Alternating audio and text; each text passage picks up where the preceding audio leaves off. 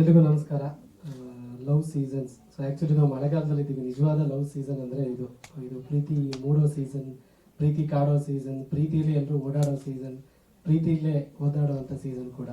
So ಅಂಥ ಸೀಸನಲ್ಲಿ ನಮ್ಮ ಲವ್ ಸೀಸನ್ ಸಿನಿಮಾ ರಿಲೀಸ್ ಆಗ್ತಿದೆ ಅನ್ನೋದು ವಿಶೇಷ.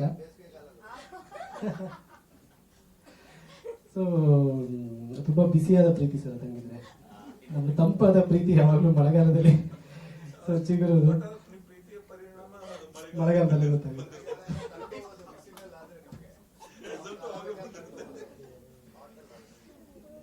ಸೊ ಇವತ್ತಿನ ಈ ಸಾಂಗ್ ಪ್ರೆಸ್ ಮೀಟ್ ಅಂತ ಏನಿದೆ, ನಾನು ಫಸ್ಟ್ ಟೈಮ್ ಇಂಥ ಒಂದು ಪ್ರೆಸ್ ಮೀಟ್ ಅಲ್ಲಿ ಭಾಗವಹಿಸ್ತಾ ಇರೋದು. ಈ ಕಾನ್ಸೆಪ್ಟ್ ಯೋಚನೆ ಮಾಡಿದ್ದಕ್ಕೆ ನಿರ್ದೇಶಕರು ಮತ್ತು ನಿರ್ಮಾಪಕರಿಗೆ ಧನ್ಯವಾದ. ಯಾಕಂದ್ರೆ ನಾವು ಸಾಹಿತಿಗಳು ಬರ್ತೀವಿ ಪ್ರೆಸ್ ಮೀಟ್ಗೆ, ಗಾಯಕರು ಎಲ್ಲ ಬರೋದಾಗಿರಬಹುದು, ಹಾಡಿನ ಬಗ್ಗೆ ಇಷ್ಟು ಮಾತಾಡೋಕೆ ನಮಗೆ ಸಮಯ ಇರೋದಿಲ್ಲ. ಹೆಚ್ಚಿನದಾಗಿ ಸಮಯದ ಅಭಾವ ಇರುತ್ತೆ. ಸಿನಿಮಾ ಬಗ್ಗೆ ಮಾತಾಡಬೇಕಾಗಿರುತ್ತೆ, ಪಾತ್ರಗಳ ಬಗ್ಗೆ ಮಾತಾಡಬೇಕಾಗಿರುತ್ತೆ. ಹಾಗಾಗಿ ಸಿನಿಮಾ ಬಗ್ಗೆ, ಗಾಯಕರ ಬಗ್ಗೆ, ಸಾಹಿತ್ಯದ ಬಗ್ಗೆ ಮಾತಾಡೋಕೆ ಇಷ್ಟು ಸಮಯಾವಕಾಶ ಸಿಗೋದು ತುಂಬಾ ಕಡಿಮೆ. ಹಾಗಾಗಿ ಈ ಕಾನ್ಸೆಪ್ಟ್ ಯೋಚನೆ ಮಾಡಿದ್ದಕ್ಕೆ ಧನ್ಯವಾದ. ಇನ್ನು ನನ್ನ ಸುಕೃತ ಅಂದ್ರೆ ನಾನು ಇವತ್ತು ಕಲ್ಯಾಣ್ ಸರ್ ಪಕ್ಕ ಕೂತಿರೋದು. ಮೇಡಮ್ ಹೇಳ್ದಂಗೆ ನಾವು ಅವರು ಚಿಕ್ಕವರಿದ್ದಾಗಲೇ ಬರೆಯಕ್ಕೆ ಶುರು ಮಾಡಿದ್ರು, ನಾವು ಚಿಕ್ಕವರಿದ್ದಾಗಲೇ ಅವ್ರ ಹಾಡನ್ನ ಕೇಳಕ್ ಶುರು ಮಾಡಿದ್ವಿ. ಹಾಗಾಗಿ ಸಮಕಾಲೀನ ಥರನೇ ನಾನು ಅನ್ಕೋಬಹುದು ಕಲ್ಯಾಣ್ ಸರ್ನ. ಅವರ ಎಷ್ಟೋ ಪ್ರೇಮಗೀತೆಗಳು, ಎಷ್ಟೋ ಹಾಡುಗಳು, ಬರೀ ಪ್ರೇಮಗೀತೆಗಳು ಮಾತ್ರ ಬರಲಿಲ್ಲ, ಅವರು ಎಲ್ಲಾ ತರದ ಹಾಡುಗಳನ್ನ ಬರೆದ್ರು. ನಾವು ಅವರು ತುಂತುರು ಆಗಿರ್ಬೋದು, ಚಂದ್ರಮುಖಿ ಪ್ರಾಣಸಖಿ ಆಗಿರ್ಬಹುದು, ನಮ್ಮ ಪ್ರೀತಿಯ ರಾಮ ಆಗಿರ್ಬಹುದು, ಎಲ್ಲ ಹಾಡುಗಳನ್ನ ಕೇಳಿರ್ತೀವಿ. ನನಗೆ ಇತ್ತೀಚೆಗೆ ತುಂಬಾ ನನಗೆ ಬೆರಗಿನಿಂದ ಅವರನ್ನು ನೋಡುವಂತೆ ಮಾಡಿದಂತ ಒಂದು ಹಾಡು ಅಂದ್ರೆ ಅಸುರ ಸಿನಿಮಾದಲ್ಲಿ ಒಂದು ಹಾಡಿದೆ, ಕರುಣೆ ಇಲ್ಲದ ಧರಣಿಯ ಕಣ್ಣೆ ಅಂತ. ನೀವು ಮುಂಚೆ ಕೇಳಿರ್ತೀರ. ಇವತ್ತು ಒಂದ್ಸತಿ ಸುಮ್ಮನೆ ಹೆಡ್ಫೋನ್ ಹಾಕೊಂಡು, ಅದು ಒಂದೇ ಟ್ಯೂನ್ ಅಲ್ಲಿ ಇದೆ, ಬಟ್ ಒಂದೇ ಪ್ಯಾಟರ್ನ್ ಅಲ್ಲಿ ಇದೆ. ನೀವು ಹಾಡನ್ನ ಕೇಳಿ, ನಿಮಗೆ ರೋಮಾಂಚನ ಖಂಡಿತವಾಗ್ಲೂ ಆಗುತ್ತೆ. ಅಂದ್ರೆ ಸಂಪೂರ್ಣ ಜೀವನದ ಒಂದು ಸಾರವನ್ನ ಹೇಳುವಂತ ಒಂದು ಹಾಡದು. ಅದ್ ಬಿಟ್ರೆ ಇನ್ನು ನನಗೆ ಬಹುಶಃ ಸಂಗೀತಕ್ಕೆ ಎಂತ ಶಕ್ತಿ ಇದೆ ಅಂದ್ರೆ, ಪ್ರೀತಿ ಮೂಡಿಸೋದಾಗಿರ್ಬೋದು, ಪ್ರೀತಿಯಲ್ಲಿ ಅವ್ರನ್ನ ನೆನಪಿಸೋದಾಗಿರ್ಬೋದು, ಎಲ್ಲ ಶಕ್ತಿ ಇದೆ. ಆದ್ರೆ ಒಂದು ಹಾಡು ಎಷ್ಟೋ ಜನ ಸೋತವರಿಗೆ ಗೆದ್ದು ನಿಲ್ಲುವಂತ ಒಂದು ಸ್ಫೂರ್ತಿಯನ್ನ ಕೊಟ್ಟಿದೆ. ಈವನ್ ನನಗೂ ಕೂಡ ಹಾಗೆ. ಎಷ್ಟೋ ಜನ ಆತ್ಮಹತ್ಯೆ ಮಾಡ್ಕೊಳ್ಳೋಕೆ ಅಂತ ಹೋದವ್ರನ್ನ ಮತ್ತೆ ವಾಪಸ್ ಜೀವನದ ಪಥಕ್ಕೆ ತಂದು ನಿಲ್ಲಿಸುವಂತ ಹಾಡಂದ್ರೆ ಅರಳುವ ಹೂಗಳೇ. ಸೊ ಈ ಹಾಡನ್ನ ನೀವು ಯಾವಾಗ್ಲೇ ಕುಕ್ಕಿದ್ರು ಕೂಡ ಒಂದು ಸತಿ ಈ ಹಾಡನ್ನ ಕೇಳಿ, ನೀವು ಮತ್ತೆ ನಿಮ್ಮಲ್ಲಿ ಜೀವನ ಚೈತನ್ಯವನ್ನು ಮೂಡಿಸುವಂತ ಹಾಡು ಅಂತ ಎಷ್ಟೋ ಹಾಡನ್ನ ಕೊಟ್ಟಿದ್ದಕ್ಕೆ ಧನ್ಯವಾದ ಕಲ್ಯಾಣ್ ಸರ್. ಹಾಗೆ ನೀವು ಹೇಳಿದ್ರಿ ಅಂದ್ರೆ, ನೀವು ಎಲ್ಲ ಎಳ್ಕೊಂಡ್ಬಂದು ರಥದಲ್ಲಿ ನಾವೀಗ ನಿಧಾನಕ್ಕೆ ಕೈ ಜೋಡಿಸ್ತಾ ಇದೀವಿ ಅಷ್ಟೇ. ಹಾಗಾಗಿ ನಮ್ಮ ಸಾಹಿತ್ಯದ ಏನೊಂದು ಪೀಳಿಗೆ ಇದೆ, ಸಾಹಿತ್ಯದ ಏನೋ ಒಂದು ಲೆಗೆಸಿ ಅಂತ ಏನು ಹೇಳ್ತೀವಿ, ಅದನ್ನೆಲ್ಲ ಇವರು ಕಾಪಾಡ್ಕೊಂಡು ಬಂದವರು. ಕಲ್ಯಾಣ್ ಸರ್ ನನಗೆ, ನಾನು ವೀರ್ ಸರ್ ಹೇಳ್ದಂಗೆ, ನಾನು ಅವತ್ತೆಲ್ಲೋ ಕಾರಲ್ಲಿ ಹೋಗ್ತಿದ್ದೆ, ಸಡನ್ ಆಗಿ ಕಲ್ಯಾಣ್ ಸರ್ ಅವಾಗ ಫೋನ್ ಮಾಡಿ ಮಾತಾಡೋದು. ನನಗೆ ಯಾವುದೋ ಒಂದು ಸಿನಿಮಾದ ಸಾಲು ಇಷ್ಟ ಆದ್ರೆ ನನಗೆ ಫೋನ್ ಮಾಡಿ ಇದು ಚೆನ್ನಾಗಿ ಬರ್ದಿದ್ದೀರಾ ಅಂತ ಹೇಳ್ತಾರೆ. ಅದಕ್ಕಿಂತ ಪ್ರೇರಣೆ ಬೇಕಾ ಅನ್ಸುತ್ತೆ ನನಗೆ. ಈ ಮಳೆಯಾಗೋ ಮೊದಲೇ ಕೇಳಿದಾಗಲೂ ನನಗೆ ಕಾಲ್ ಮಾಡಿ ಮಾತಾಡಿದ್ರು, ತುಂಬಾ ಚೆನ್ನಾಗಿ ಬರ್ದಿದ್ದೀರಾ ಅಂತ ಹೇಳಿದ್ರು. ಅದೇ ನಾನು ಕಲ್ಯಾಣ್ ಸರ್ ಹೇಳಿದೆ, ಸರ್ ನಾನು ಈ ತರ ನಿಮ್ಗೆ ಹಾಡು ಕೇಳಿದಾಗ, ಲೈನ್ಸ್ ಇಷ್ಟ ಆದಾಗೆಲ್ಲ ಕಾಲ್ ಮಾಡಬೇಕು ಅಂದ್ರೆ ಪ್ರತಿದಿನ ಒಂದು 10 ಕಾಲ್ ಮಾಡ್ಬೇಕಾಗುತ್ತೆ ಸರ್ ಅಂತ ಹೇಳಿದೆ. So thank you Kalyan sir.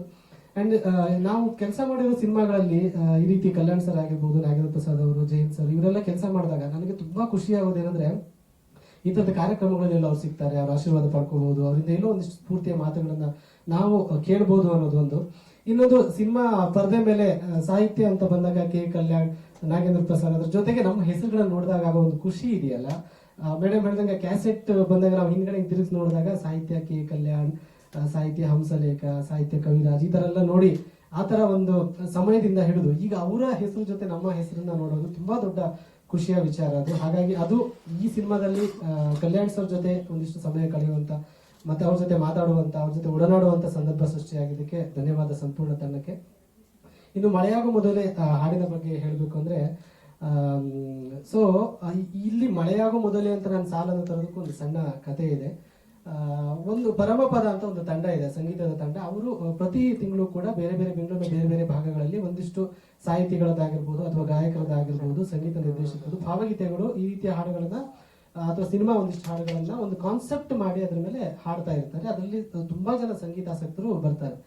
ನಾನು ಒಂದ್ಸತಿ ಅದಕ್ಕೆ ಕಾರ್ಯಕ್ರಮಕ್ಕೆ ಹೋದಾಗ ಅದರಲ್ಲಿ ಇದ್ದಂತ ಕಾನ್ಸೆಪ್ಟ್ ಅಂದ್ರೆ ಮಳೆ ಬರುವ ಹಾಗಿದೆ ಅಂತ ಕಾನ್ಸೆಪ್ಟ್. ಅಲ್ಲಿ ಎಲ್ಲಾ ಮಳೆಯ ಹಾಡುಗಳನ್ನ, ಈ ತುಂತುರು ಇಂದ ಹಿಡಿದು ಮುಂಗಾರು ಮಳೆ ಆಗಿರ್ಬೋದು, ಒಂದು ಮಳೆ ಬಿಲ್ಲು ಆಗಿರ್ಬೋದು, ಜಯಂತ್ ಸರ್ ಬರೆದಂತ ಮಳೆ ನಿಂತು ಹೋದ ಮೇಲೆ ಆಗಿರ್ಬೋದು, ಈ ರೀತಿ ಹಾಡುಗಳನ್ನೆಲ್ಲ ಹಾಡ್ತಾ ಇದ್ರೆ ನಾನು ಮುಂದ್ಗಡೆ ಸೀಟಲ್ಲಿ ಕೂತ್ಕೊಂಡು ಕೇಳ್ತಾ ಇದ್ದೀನಿ. ನನಗೆ ನಾನು ನನ್ಗೆ ಯಾವ್ದಿದೆ ಮಳೆ ಹಾಡು ಅಂತ ನಾನು ಯೋಚನೆ ಮಾಡಿದಾಗ ನನ್ಗೆ ಮಳೆ ಹಾಡುಗಳನ್ನ ಬರೆಯುವಂತ ಅವಕಾಶ ಸಿಕ್ಕೇ ಇಲ್ವಲ್ಲ ಇಲ್ಲಿವರೆಗೂ.